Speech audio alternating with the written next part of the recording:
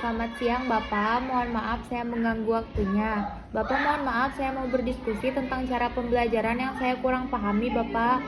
Bisa minta waktunya Pak? Oh iya, silakan. Jadi bagaimana? Iya mohon maaf Bapak, sebelumnya yang pertama mengenai pembelajaran tadi Pak. Bagaimana cara saya lebih efektif dalam memberikan umpan balik kepada siswa yang berbeda-beda gaya belajarnya?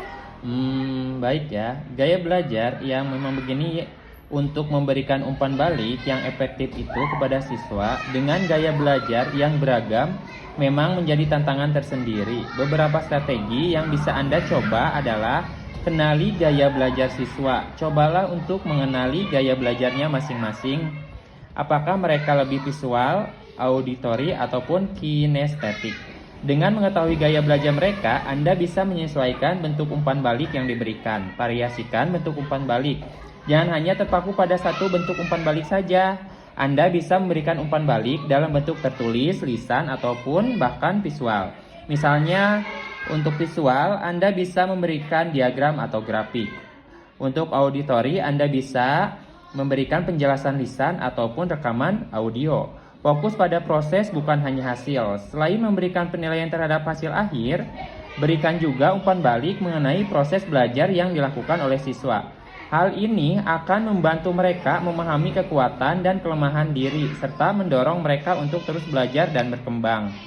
Berikan umpan balik dan spesifik dan konstruktif. Hindari memberikan umpan balik yang terlalu umum atau bersifat negatif. Sebutkan secara spesifik apa yang sudah baik dan apa yang perlu diperbaiki, serta berikan saran yang konkret untuk perbaikan. Libatkan mahasiswa dalam proses evaluasi. Ajak siswa untuk memberikan masukan mengenai bentuk umpan balik yang mereka harapkan. Hal ini akan membuat mereka merasa lebih dihargai dan terlibat dalam proses pembelajaran. Mungkin ada lagi, Bu? Bapak, untuk pertanyaan kedua Pak, apakah ada strategi lain yang bisa saya gunakan untuk mengembangkan lebih lanjut kemampuan saya dalam menjelaskan konsep dengan sederhana atau membangun hubungan baik dengan siswa?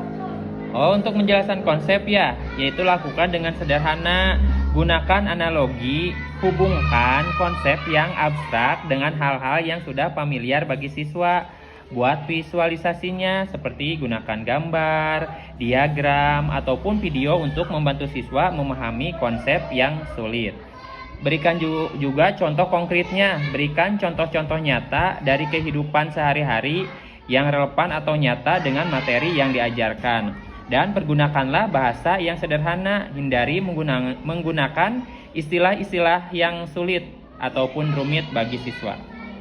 Untuk membangun hubungan baik dengan siswa, yaitu dengan menunjukkan kepedulian nih, kita harus tunjukkan kepedulian kita terhadap kemajuan dan kesejahteraan siswa.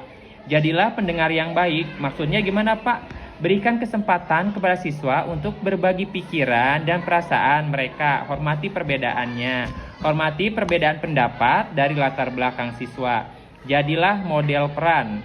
Tunjukkan sikap yang positif, profesional, dan inspiratif. Mohon maaf Pak, ada satu pertanyaan lagi. Apa yang bisa saya lakukan untuk menciptakan suasana belajar yang lebih interaktif, terutama ketika materi yang diajarkan cukup abstrak? Bisa begini ya, yaitu dengan menggunakan metode pembelajaran aktif. Nah, ajak siswa untuk terlibat aktif dalam proses pembelajaran.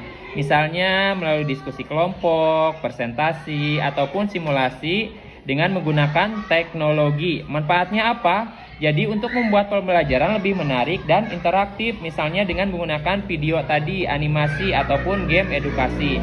Dan berikan pertanyaan-pertanyaan yang membuat siswa menantang. Ajukan pertanyaannya yang merangsang untuk pemikiran kritis dan kreatif terhadap siswa. Dan buat kegiatan yang menyenangkan, sesekali selingi pelajaran dengan kegiatan yang menyenangkan seperti kuis, permainan, ataupun lomba-lomba. Nah, ini penting juga nih. Ibu bisa juga mengevaluasi secara berkala. Contohnya, evaluasi efektivitas strategi yang digunakan dan dilakukan penyesuaian jika diperlukan. Belajar dari pengalaman. Jangan takut untuk mencoba hal-hal baru dan belajar dari kesalahan. Berkolaborasi dengan kolega, maksudnya dengan teman-teman yang lainnya ya. Diskusikan dengan rekan sejawat mengenai strategi pembelajaran yang efektif.